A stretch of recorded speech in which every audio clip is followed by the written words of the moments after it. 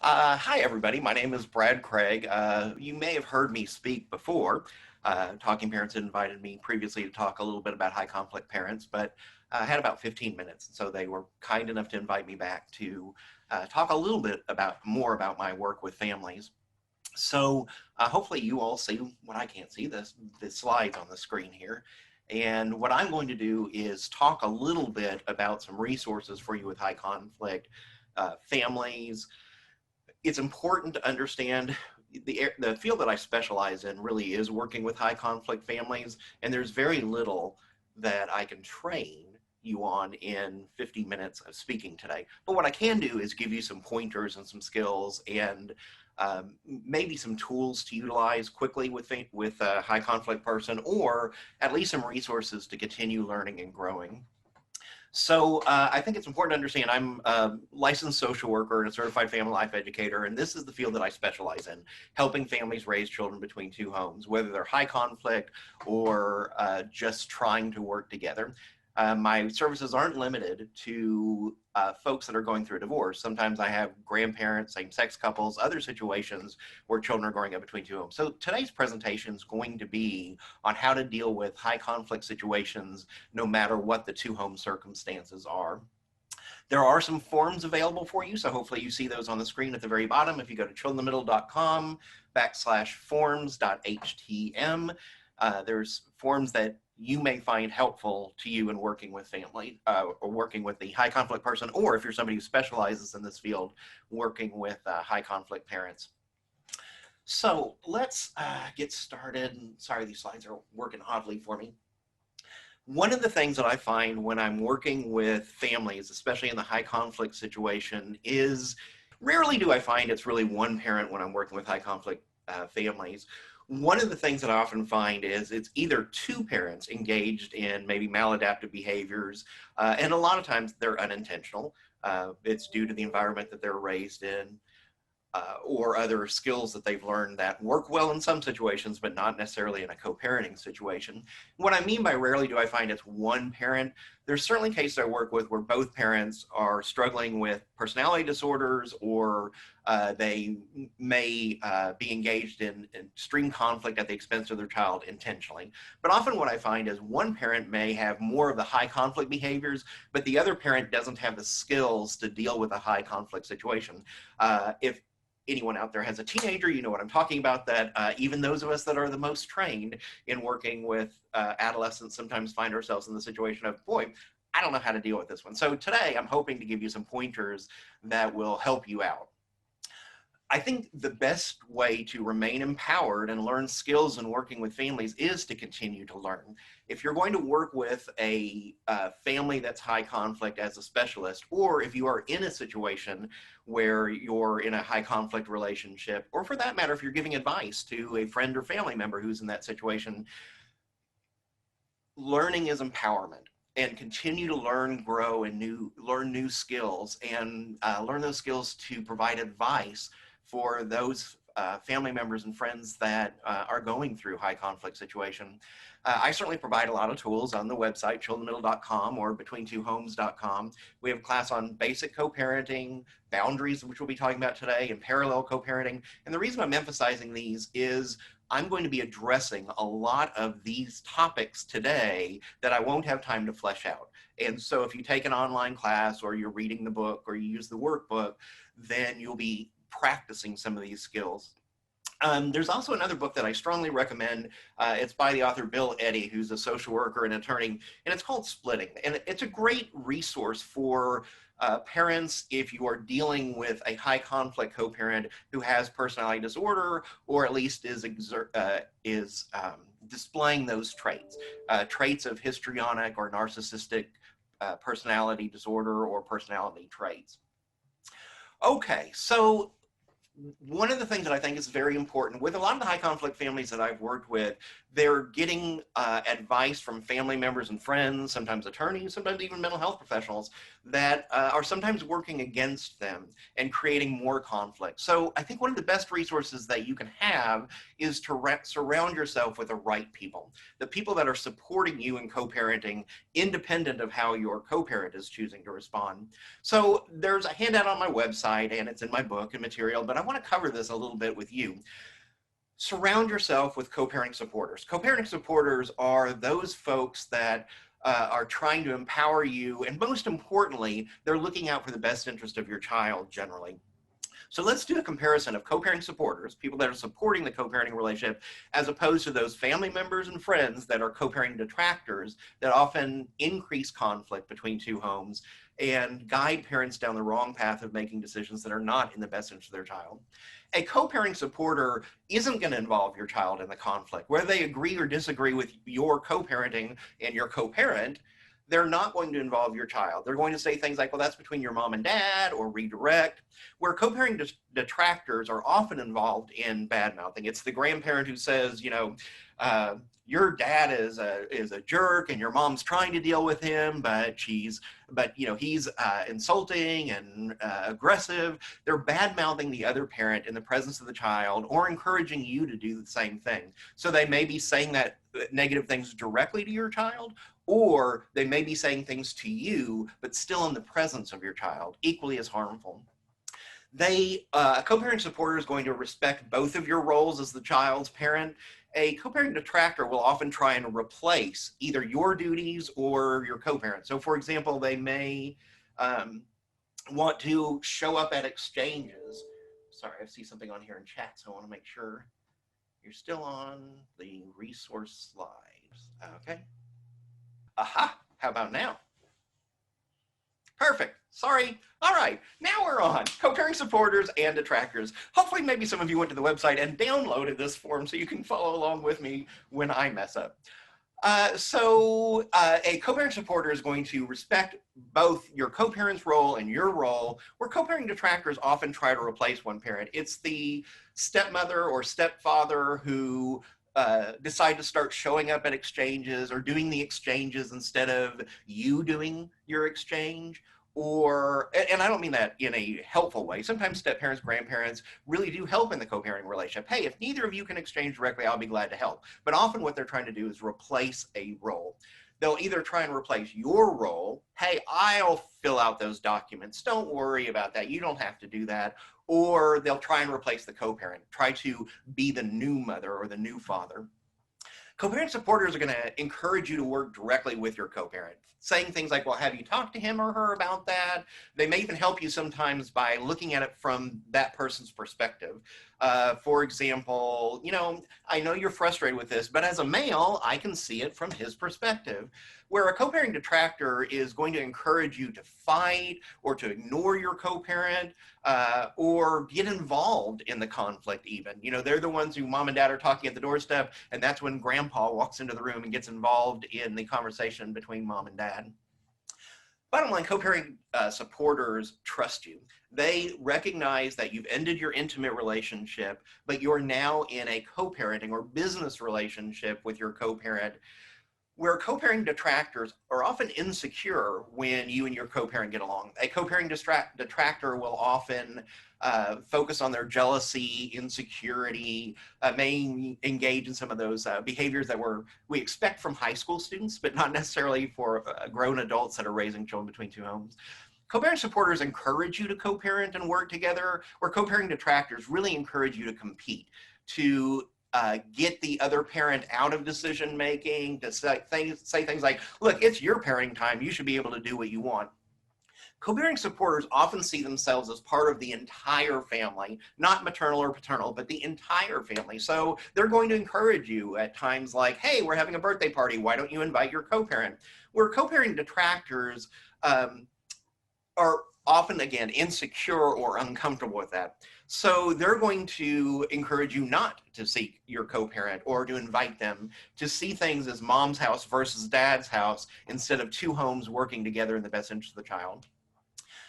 A co-parenting supporter is, oh, I noticed a typo on there. A co-parenting supporter is going to recognize how important it is to reduce the distance between two homes so that both parents can go to school functions, be involved in extracurricular activities, so that the child's peer relationships are unaffected by the distance, where a co-parenting detractor will often encourage more and more distance because, again, they don't want you to get along. They don't want you to interact. They don't necessarily want the other parent at extracurricular activities, so they're going to encourage that distance. A co-parenting supporter is going to encourage you to have memorabilia within the household that would include your co-parent. So for example, there may be a picture of your co-parent on your child's bedroom wall. That would make sense. Where co-parenting detractors are going to discourage that. They don't want to look at your co-parent's face. They don't want to be reminded maybe of your co-parent. A co-parenting supporter is going to help out when invited to participate, where a co-parenting detractor really is going to intrude on the co-parenting relationship and encourage conflict.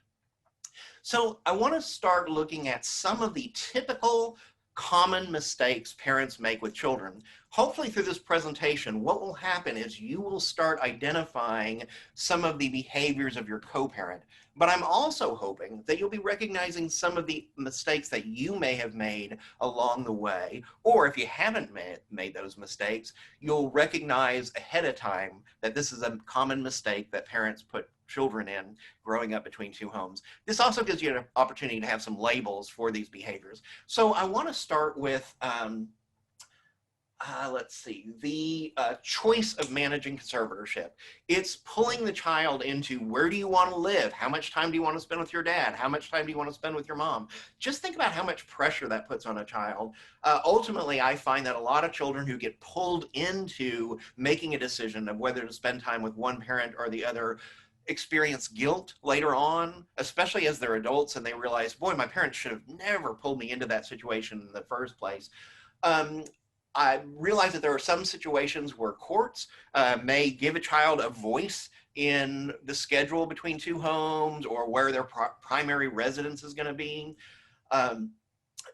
But most courts throughout the United States, and certainly here in Texas, I can say it has to be up to the best interest of the child. So just because the child says, I want to live with one parent, if that parent makes bad parenting decisions, the child's not going to be safe there, then the court isn't going to support that. The secret agent child is the child that's used to gather information about the other household. They're asked questions like, where did you go this weekend? What did you see this weekend? Who were you with? What movies did you see? What did you eat? They're probed about their time with the other household. And sometimes, in fact, in most cases where I work with parents, it's unintentional. It's just, well, I'm just trying to have conversations. I'm just trying to get information from them to carry on a conversation. So what I encourage parents is, instead of asking what the child did with the other parent, ask about their time with you. Instead of saying, what did you eat for lunch? Say, what would you like for dinner? Instead of saying, what movie did you guys go see? Say, what movie would you like to see? And that way you're focused on their time with you. If a child spontaneously brings up things, again, you can use reflective listening, as we talked about in the last segment, to talk about their feelings and thoughts. So basically, the secret agent child is used to gather information. A child has a right to a private relationship with mom and a private relationship with dad or whoever are the members of that other household. They didn't ask to have two homes. That's a situation created by the adults. They shouldn't have to be reporting back and forth for information you don't have available. And that's the hard part, I think, of raising a child between two homes, is that they're going to have life experiences without you. Most of us didn't bring children to the world to spend all that time without us. The messenger child is used in two different roles as the messenger. It's either physical or verbal. So physical would be give your mother this or give your father that, where you put things in the backpack of the child to deliver to the other parent. The verbal messenger is the child told things like, well, tell your mom that there's an extracurricular activity coming up, or tell your dad you need to go to church more often, where they're used in a role of delivering things to the other parent, verbally or physically, as opposed to the parent taking responsibility and communicating directly with their co-parent. They may mistake it as involving the child in adult or legal issues. Hey, we're going to court tomorrow to fight for you. We're just going to let the judge decide what's going to happen. Showing children copies of the court order. Look, here, it is on page 7 here. It says that this is a third weekend of the month or first weekend of the month. The exchange facilitator is the child that mom and dad don't exchange at doorstep. The child has to walk down the driveway to get into the car of the other parent. And I will tell you, as a professional working with high conflict families, while I hate for a child to be in the situation of the exchange facilitator, it is safer for the child to be the one who has to walk down the driveway to get into the car of the other parent than it is for the child to witness verbal or physical conflict in their presence. So a lot of courts now are ordering exchanges at the school where the parents don't have to be in the same place. But if you can avoid the circumstance, if you can just keep your behaviors intact and your co-parent can keep their behaviors intact when you exchange, you could do doorstep exchanges politely and civilly. But if you can't, sometimes it's more appropriate for the child to be the exchange facilitator. I miss you is one of those phrases that often encourage a child's feelings of guilt because they're growing up between two homes. So when you're saying things like, I miss you, I can't wait till you come home, the child may not be impacted by that, but you certainly increase the risk that the child may be feeling guilty about the time that they're trying to enjoy with the other parent. So a typical example of that would be, you call your child and what they want to tell you is what a great time they're having. But when you start off the conversation with, hey buddy, I really miss you, what are you doing? Then of course their response is going to be, I miss you too. And then it devolves into sounding like the child needs to take care of the parent as opposed to the parent supporting the child's time at their other household. Another big mistake is asking your child to keep secrets. Don't tell your mom that I'm dating Bill. Don't tell your dad that we went to see that rated R movie. Don't tell your don't tell your dad that your stepbrother hit you, okay? Because I think it's just going to create more conflict. So they encourage the child to keep secrets. And of course, the problem with that is secrets are often destructive to family systems. A lot of times, the reason people end up getting a divorce is because of a history of secrets. But children are sometimes trained to keep those secrets by the behaviors of their parents. 8, 9, and 10, maybe I can just combine those together. A good example of that is a child who never slept with mom and dad before, but suddenly mom and dad separate, and now the child starts sleeping with parent A or parent B. And often what you hear that parent say is, well, they just needed somebody to sleep with. But the fact is, the child was able to sleep independently before, and what you see is often the parent is changing their behavior. We previously agreed he's going to sleep by himself, but now he's going to sleep with me. They're altering the child's role, kind of like, you're my teddy bear until there's another adult to share the bed with me. And sometimes they're relying on the child to meet their own needs. While it's irritating to sleep with a child, it may feel good to them and feel like a comfort zone, and they may miss their child when they go to the other household. So this is more time I get to spend with the child. But that can be very confusing with a child growing up between two homes, especially if they're not sleeping with the parent in the other household. Negative comments. It's a given. You shouldn't say anything negative about the other parent to the child. But often where I find parents harming their child is by having conversations about the other parent in the presence of the child. So you need to make sure that not only are you not saying negative things directly to your child about your co-parent, you've got to make sure if you're talking on the phone to your attorney, best friend, or relative, that your child isn't overhearing you disparage the other parent.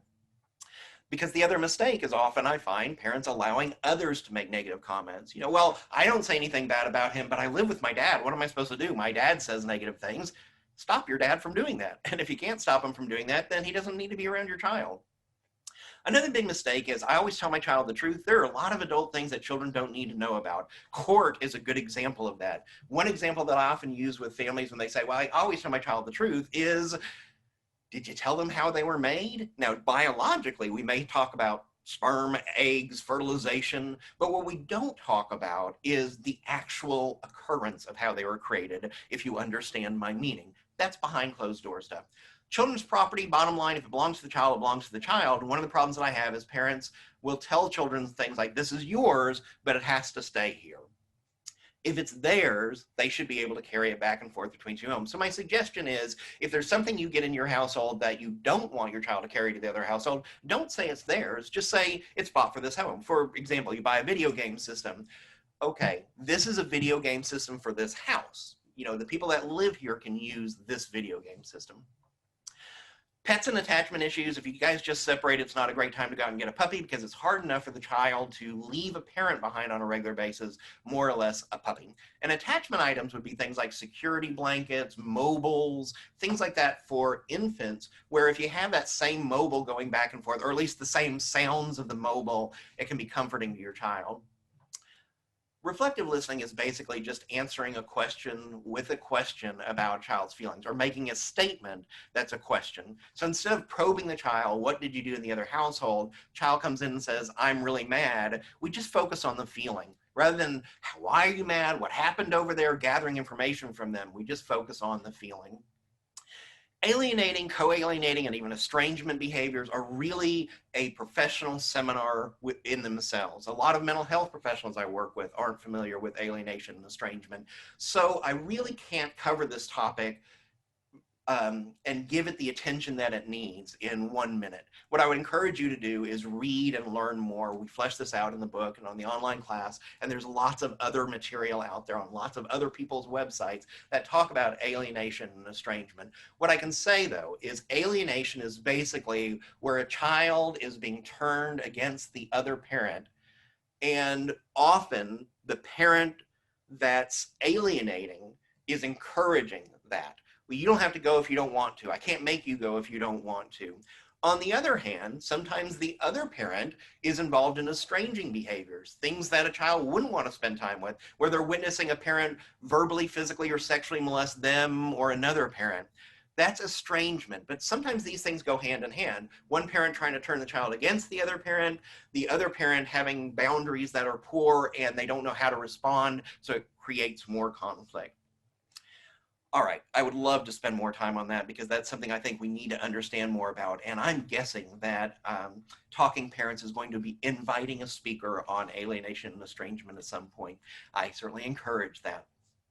Okay, so let's talk a little bit about just changing your thinking in situations. I told you I wanted to give you some skills to help you move forward. And to do that, I want to change the way you may have looked at situations. I challenge myself on this all the time when I jump to a conclusion. So let's talk a little bit about cognitive distortions. Cognitive distortions are basically tools that we use to survive, the way we think about situations, but they often can work against us. So for example, let's talk about emotional reasoning. Emotional reasoning is basically, because I feel it, it must be true. Now, the truth is, we're responsible for our own feelings, but sometimes the way we think about things changes the situation for us and our feelings. So for example, public speaking. If I approach this, oh, I'm going to get some bad reviews, there's people who don't like me, I'm going to be nervous and upset during this presentation. If I look at it as, hey, technology, I can't always figure this out, I'm going to remain nervous during the presentation and I won't do as well. If I think about it differently, if I go, I'm really excited to have this opportunity to talk to people, to share some information. I'm really excited to hopefully improve the quality of life for children growing up between two homes. Then I'm excited about presenting today. Emotional reasoning is, because I feel it, it's true. Because I feel intimidated, you're trying to intimidate me.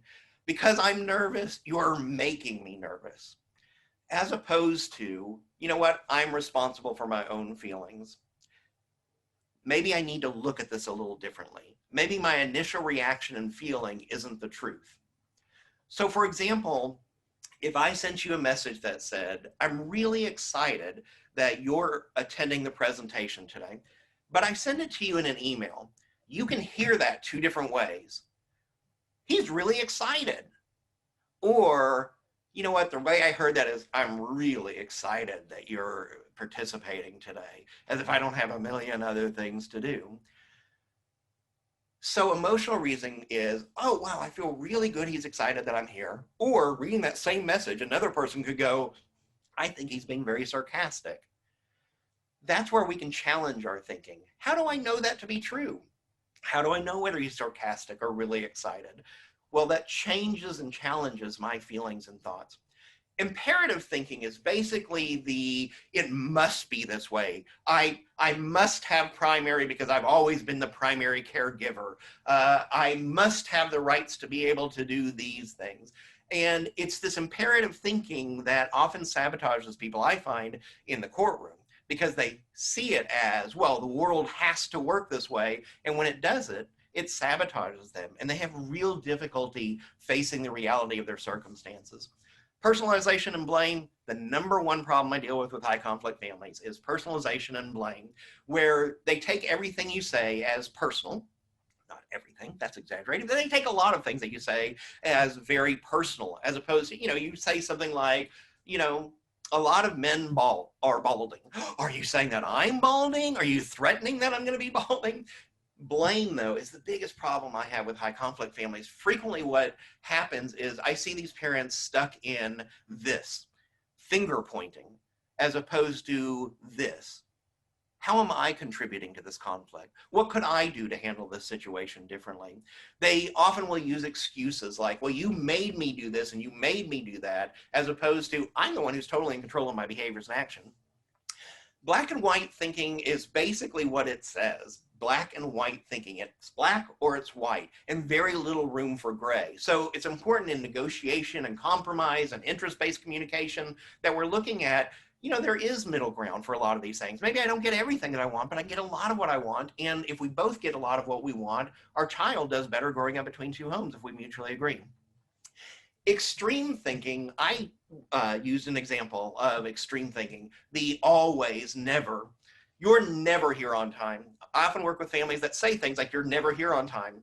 But if you actually break down the year and the total exchanges they've done, the vast majority of the time they are on time. So extreme thinking would be like, our child was devastated you didn't show up on time. When you yelled, he was traumatized. Devastated and traumatized, unless they're in a psychiatric hospital, most likely they weren't devastated or traumatized. Now, it doesn't mean that they weren't affected, but these type of terms, these global statements intrude in co-parenting communication, because you're going to go to, you're never here on time, to them arguing the times that they have been on time, and then you've lost focus, as opposed to looking at a solution. Like, let's just come up with a solution for how we're going to address letting each other know when we're running late. Mind reading is something that I deal with a lot with high conflict families. It's the assuming you know what your co-parent is thinking. I work with a lot of families, and I'll tell you frequently, it's, Mr. Craig, you just don't understand. I've been married to them for 10 years. You don't know what they're like. So then I ask, so why are you separated? They say, well, because they changed. Yes, they changed. You probably have learned new things since separation, if you all live together. As you've matured, you've learned new skills and new thoughts. So you don't always know what the other parent is thinking. And the ostrich technique is just basically, I'll just ignore it. I deal with that a lot in communications with parents, sometimes billing with parents, where if I just ignore it, it'll go away. Again, I've spent a very brief amount of time on cognitive distortions, but there's seeds that I can plant for you to hopefully learn more about, so you can gain skills on dealing with a high conflict parent, or maybe recognize how some of your own behaviors may be sabotaging your co-parenting relationship. So how do you challenge this cognitive distortion? So I feel nervous, sad, scared because of what's just occurred. I've just read this message. One of the ways you can challenge your thinking is by Socratic questioning. How do I know this to be true? How do I know this is 100% the case? Because a lot of times people end up in misery because of their own way of looking at things, as opposed to being empowered to go, maybe I shouldn't even waste my energy on this. So how do I know this to be true? How do I know that's what they said or did? Am I assuming? Just because or based on our history, I'm assuming it's occurring this way, but I don't know. Are there other possible reasons and conclusions? Let me take a step back from my feeling right now and instead go, how do I know that this is true? Are there other possible reasons, other possible explanations for why it occurred that way? Is there another way of looking at this? Should I do a self-check? Maybe I'm the problem here. Maybe my emotions are getting in the way of me making a logical decision. should I look into this a little bit further before reaching a conclusion? Should I reach out and say, when you said you were really excited that I was taking your training, did you mean you truly were excited, or did you mean that sarcastically? Just trying to understand where you're coming from. I'm going to encourage you to look at some of the blogs on TalkingParents.com. Those are the boundaries. There's co-parenting boundaries and unhealthy boundaries. Those are really good links to review through. I'm also going to cover boundaries just a little bit. Without boundaries, we end up blaming everybody else for our feelings. Sometimes people do cross our boundaries. Maybe we haven't made them clear. There are certainly situations where you have to be safe and where you're going to need to have a wall. So I'm going to talk about boundaries and how to establish boundaries, and also when to just protect yourself. You may be in the habit of blaming your co-parent for your own discomfort, and it may be your own thinking that's leading to that comfort. For a lot of you, you've probably recognized this. Remember how something used to bother you, and now that circumstance comes up and you go, huh, that doesn't even bother me anymore. Think about our teenage high school behaviors, how emotional you were at the time, and now you go, well, I just don't even care about those things anymore. They're just not important to me the same way. That's called maturing. There's physical maturity and psychological maturity. Psychological maturity is getting to be a certain age where emotionally you've made the progress to go, I don't need to waste my time on being upset about this.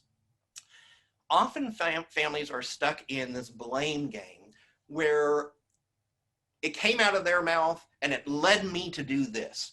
So again, the statement will be, if you didn't want me to do this, you shouldn't have done that, or you made me do it. When we look at the blame game, it's the activating event, what came out of somebody's mouth, and then, well, then I responded this way, as opposed to understanding how communication really works. There's the activating event. Somebody called me a jerk. Then your belief kicks in because it goes from their mouth into your ear, and now you're processing it. Beliefs could be a history of experiences. If I were abused as a child by somebody who always said the color blue, then the color blue is going to be a trigger for me. And when my co-parent used the word blue, it may be that historically I've had negative experiences recognizing that, so I just automatically assume conflict. Beliefs kick in, and then we process it. It's not like it just shoots out of our mouth. We actually sit there and go, huh, how can I respond to this? How can I think? Now, sometimes our hearts are beating, our adrenaline's going, and it's harder to control our reactions. But the truth is, it goes out of their mouth into our brain. We then process it. Then we choose how to respond to that. So when we look at the blame game, the way to kick yourself out of that, again, by Socratic questioning, is to think about, how do I know this to be true? So I want to give you an example. So John is 22 minutes late for the exchange of their child. So Mary is thinking, huh, he just doesn't care about my parenting time. He can't be relied on. I mean, this is the start of my parenting time. Our son should be here. So what happens is she jumps to feeling angry with him and then sends this nasty message or calls through Talking Parents and says, you don't care about my time. You're trying to manipulate our child. She's angry and she responds angrily. But let's look at the situation different.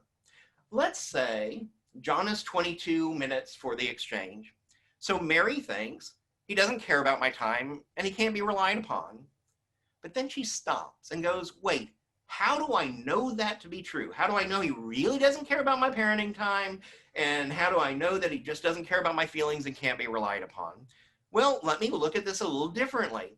I don't know for certain why he's not here. What are some of the other possibilities? Maybe the car broke down.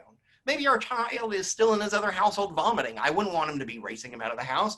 So now, instead of feeling angry, Mary may start feeling curious. I wonder why they're not here yet. Instead of wasting my time being angry, maybe I ought to think about, what are the other possibilities? Now I'm really curious. I wonder why. So instead of wasting her time feeling mad, discounted, hurt, now she's feeling curious. Since she thinks, no, I don't know that to be true, she calls him. He picks up the phone and says, hey, Mary, I'm sorry. I know I should be there by now, but I have a flat tire. We're on the side of the road. I'm trying to get there as soon as I possibly can. I'm really sorry about that. Probably should have called you, but tell you what, I'm only about 5 minutes away. If you want to come meet me off of I-20, I'm here. You can pick them up, or just wait for me to get there when we have this tire working. So instead of Mary wasting all that energy being angry, now she's heard what the circumstance really is. And if anything, she may feel, I'm a little worried about them being on the side of the road. I also want to give you some techniques to recognize that are typical of high conflict types of personalities. And again, sometimes these are just survival skills that you've learned to protect yourself from conflict, but it can work against you in communication. So I want to give you some examples of techniques that high conflict individuals often use to try and get you off track in conversations. One is using a response that just takes whatever you're concerned about and makes it into a joke. I know you don't really feel that way because you're always acting that way. Or, men are just this way. What are we supposed to do about it? Ha, ha, ha, as opposed to really focusing on the issue that you're trying to address with them. Or they may attempt to delay the conversation or redirect, whatever. Well, so sue me. Or they may try and debate the legitimacy of your feelings. It's not that big of a deal. You don't really feel that way. The solution really is don't engage in any of that. Don't let them redirect. You come back on target. Don't label them. Well, you're just trying to make a joke out of it. Don't waste any of your energy on that. Just go, yeah, but as I was saying, or I wonder if we can focus back on this. So your co-parent says, well, men are usually that way. You might be right. But as I was saying, can we agree to talk to each other about the fill in the blank? Some other techniques that are used to get off track. Every statement is made with a why. Why didn't you tell me about that? So your issue is your child is having night terrors because he saw a monster movie at his other household, and you're just trying to say, hey, can we talk about this? Why didn't you tell me he was afraid of monster movies? Gosh, he's a 5-year-old child. Most 5-year-olds would be afraid of this, but you could debate that with that person, or you could take a solution approach. Another example would be, why didn't you tell me? Why is this important to you? Why do you feel that way? Really trying to focus on redirecting from the topic, or just denying that there is a problem. Well, he doesn't have those night terrors over here. The solution to that really is, again, to redirect, to focus back on topic. I know you may have a question, or maybe you see it different than I do, but I'm just wondering if we can't be on the same page with that. So you're not debating your co-parent's position or thoughts. What you're saying is, you may see it different, maybe I'm even wrong, but can we focus on a solution? They often try and turn it around and blame it on you. Well, if you'd let him sleep with you, he wouldn't have those night terrors. Sometimes it's best, again, not to engage in conflict. Just nod your head. You're not saying you agree, you're just acknowledging their statement. Now, perhaps I've always been late too, but can we agree to come up with a solution to notify each other moving forward? So when you say you were late and he was upset, or he appeared upset to me, and your co-parent says, well, you're late sometimes too, whether you are or not, don't jump into the battle of whether you've ever been late or not. Move right into, you might be right, but can we come up with a solution for this moving forward? The blame technique typically responds with, oh, you're trying to hurt me, you're trying to intimidate, you're overwhelming me with things, I can't handle this right now. Or they may try and redirect it to that blame of, why do you want to make me feel this way? Or they may just attack you, screaming and yelling. Bottom line, if they're at that point, it's probably not a place to be able to communicate about that topic. Learn the skill to be able to say, look, I see you're really upset with this. Let me come back to this later, or I'll call you tomorrow, or let me follow up later. Take that power away from them trying to make you feel guilty, and instead just say, I'm hearing you. How about I call you back at 3 o'clock tomorrow, and we continue this conversation. Verbal threats may be issued. I'll just ignore your text if you send it to me. You're going to regret this. I'll bring you back to court. Or when you address an issue, they want to attack you with their complaints against you. Again, don't give them the power. Just say, okay, just acknowledge, you have the right to your thoughts. I have no control over your thoughts. But in the meantime, can we talk about, okay, so you think I'm a nasty, horrible individual. Can we talk about getting Billy to his extracurricular activities on time? They may go off track again. Again, you come right back to, okay, but in the meantime, can we talk about the following? there are times where a wall is needed. And what I mean by a wall is you're not in a safe place or safe circumstance to be able to use some of the other tools that I just talked about. So there's a wall of silence, knowing when to keep your mouth shut, knowing that if you say something right now, it's just going to create more conflict. Here you are at the child's extracurricular activity. Your co-parent is getting in conflict with you right there at the extracurricular activity. Your child is standing right there. You can see how embarrassed and afraid they are. Sometimes it's appropriate to just stop talking, just redirect, or create a wall of distance where you go to another bleacher, you remove yourself from the situation. Sometimes a wall of silence might just be putting on headphones or anything you can do to take yourself mentally out of that situation and put yourself in a relaxing place. Sometimes a wall of pleasant is really important. A wall of pleasant to just say, okay. Co-parent screaming and yelling at you, okay. I've used this tool many times when I'm on the stand, okay. It's a way of distancing yourself and ultimately not engaging in conflict to protect yourself in that specific situation. I want to talk about some guidelines for written communication, because one of the advantages of written communication is that you get to control what goes out. One of the problems that I have with some of the families that I work with is that they have poor impulse control. So they want to send a message or they want to call their co-parent and they just send a nasty dissertation. I'll give you an example of where I use this in my practice sometimes. Sometimes when I'm working with families, I will get an email, let's say from an attorney, that's bashing me or bashing the process or bashing the other parent or the other attorney. I could get involved in that and engage in the same type of conversation, or I can redirect. So, for example, I get an email that's 5 paragraphs long telling me how rotten I am with families. I may even physically type out a response that says, I'm just trying to help these families. I'm not charging them $600 an hour. You're the one who's exploiting them by encouraging conflict. I could do all that. I might even type it out. But there's an advantage to that draft file. I can put it to the side and go, this is not what I want my co-parent, the court, the other attorney, the professionals that refer to me, the families that refer to me to see. So let me come back to that later. I come back, I take that 5 paragraph response that I've typed up and I make it a paragraph. And I realize, that's still too much. I've still said way too much in that.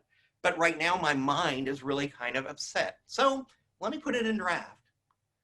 I come back a few hours later and it ends up being 3 bullet points that addresses their statement. I'm sorry that you're concerned about this, comma, here's what actually happened, and a description of what happened. It appears that you're concerned that I'm trying to exploit the clients. Let's have a meeting with both attorneys where we can talk about this, because I want you to know I'm trying to work with the family, not against them. So on my webpage, on the classes, in my workbook and book, there are these guidelines for co-parenting communication, written co-parenting communication, and feel free to visit my website and print these out for free. Let's talk about some of those guidelines to think about before you hit send. Use draft if you need to, say everything that you want to, therapeutically process all that, but then hit only send when the message is productive. In general, send only necessary emails. Sometimes when I'm working with high conflict parents, they're really excited about the prospect of starting to work together, and they start to, but then they send a volume of messages to each other, or they're constantly calling each other on the phone rather than going, hey, this is new to us, let's take some baby steps. So in general, send only necessary emails and limit the amount per day. If you are thinking, I've got a topic I want to address, but it's not a fire, maybe wait till the end of the day in case there's 3 or 4 other things that pop up that you really want to share with your co-parent. In general, I suggest limit it to 3 topics at a time.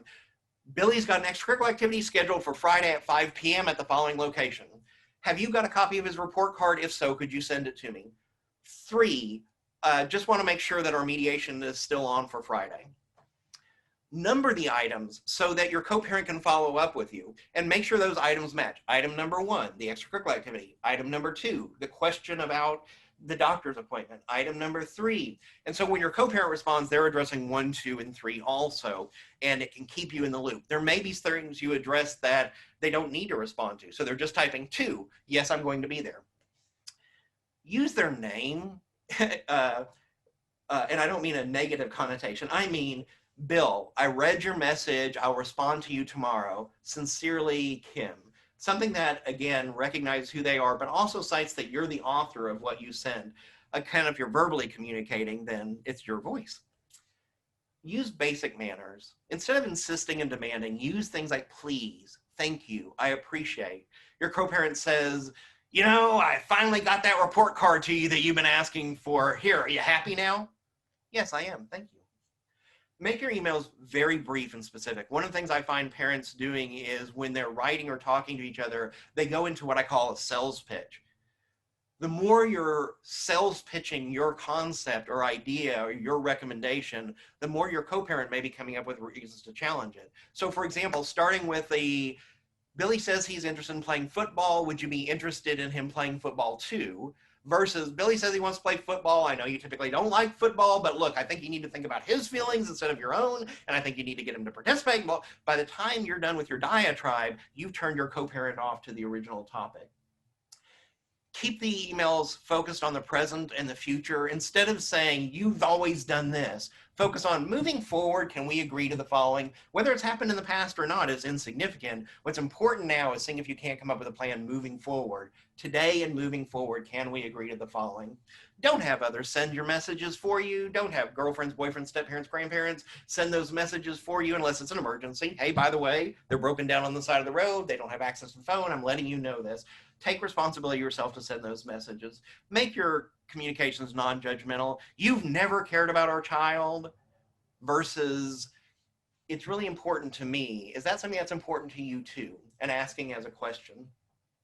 For the most part, keep the emails about exchange, basics. If you have a really successful cooperative co-parenting relationship, then you may be able to engage in a lot more conversations. But if you're in a high conflict scenario, whether it's just now, because sometimes we find the dust settles, or in the future, it calms down. Right now, you want to focus on just the minimal conversation. Here's what you need to know.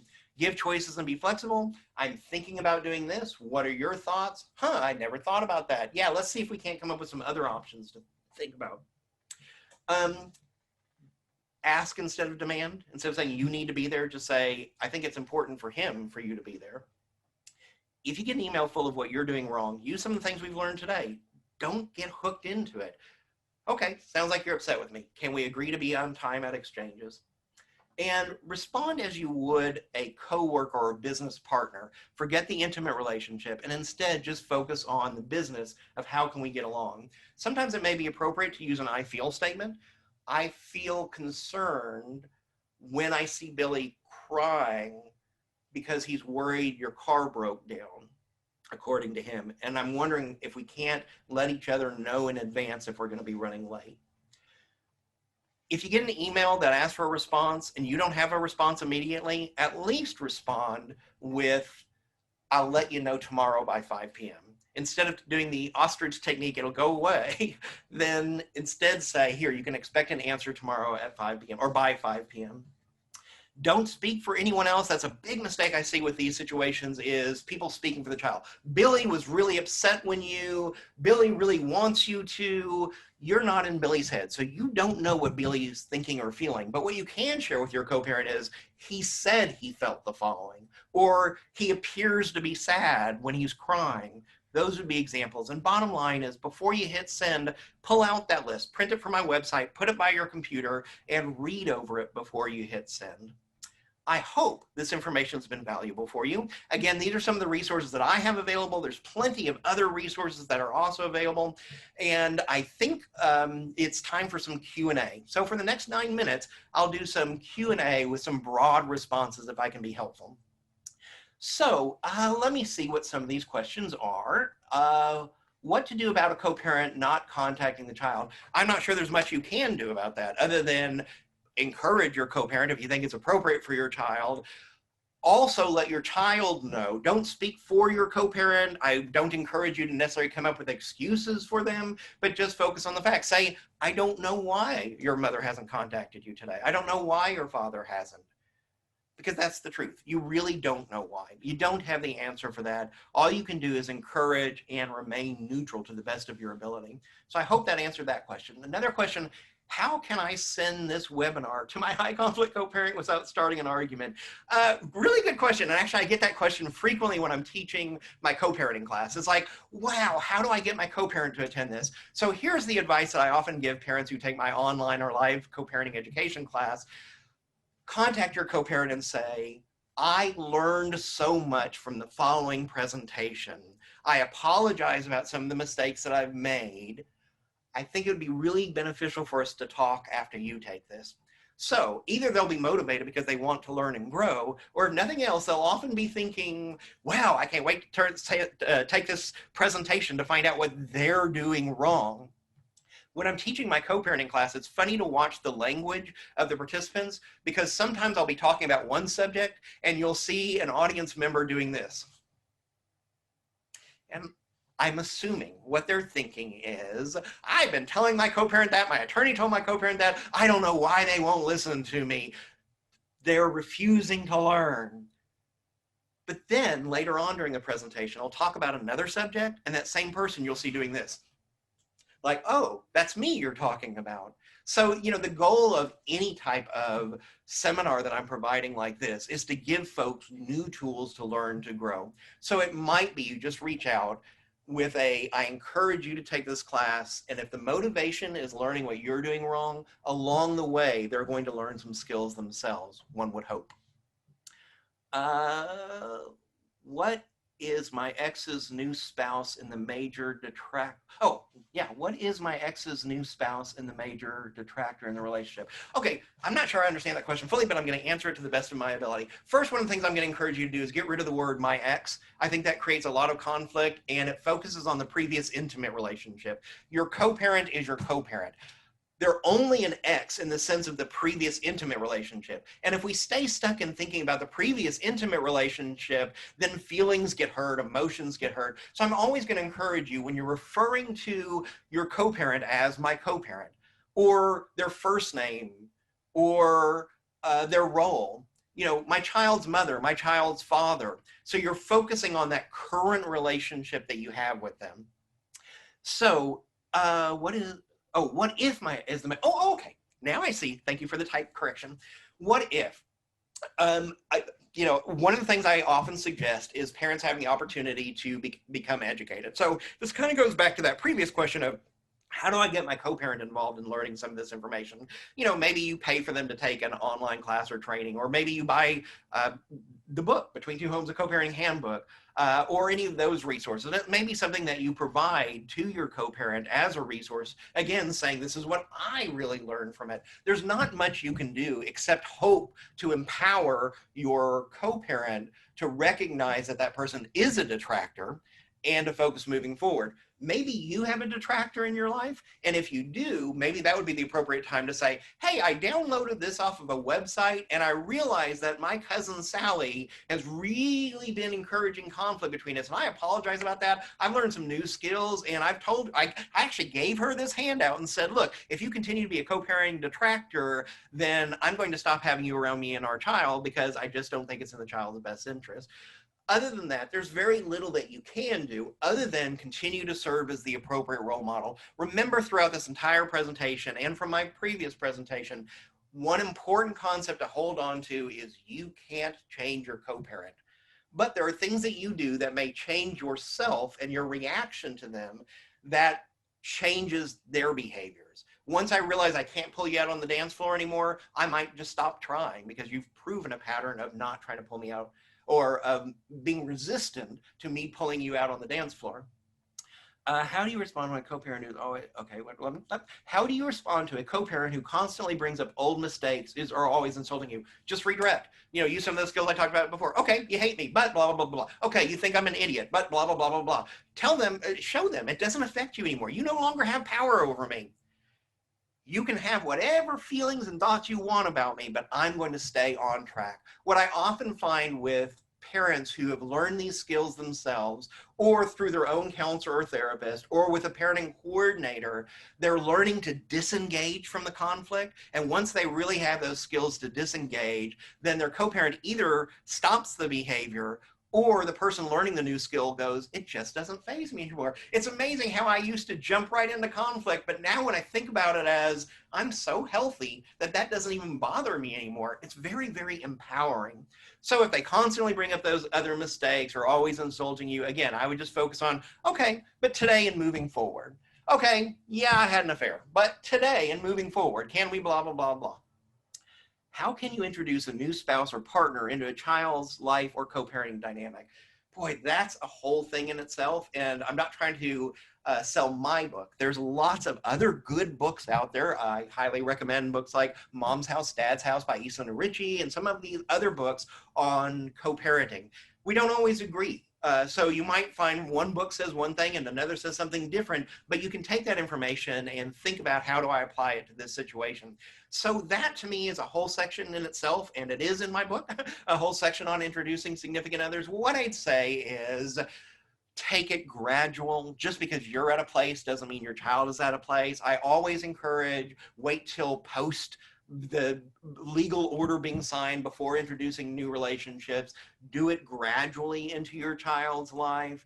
Recognize those behaviors. If they tend to, if you see a lot of jealousy and insecurity and immaturity in the person that you're dating, that whenever you bring up the co-parent, they start to get angry or start saying, you shouldn't do this or you shouldn't let them get away with that, that might be a warning sign. That's not somebody you should expose to your child. So I know I'm covering that really quickly. There's just so much to say in that I don't think I have enough time to fully flesh that out.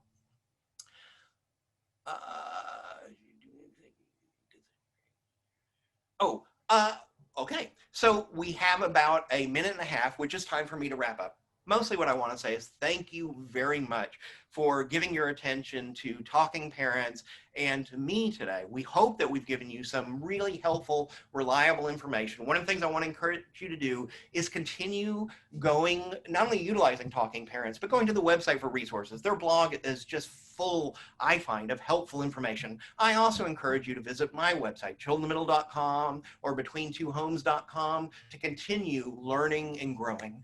Good luck in your co-parenting relationship. I wish the best for everybody who's watching this. And want to wrap up with quickly, if you continue to have conflict and there are parenting coordinators in your area, I encourage you to reach out to a specialist who specializes in working with families raising children between two homes for a solution for your family. That can be co-parenting counseling, parenting coordination, or parenting facilitation.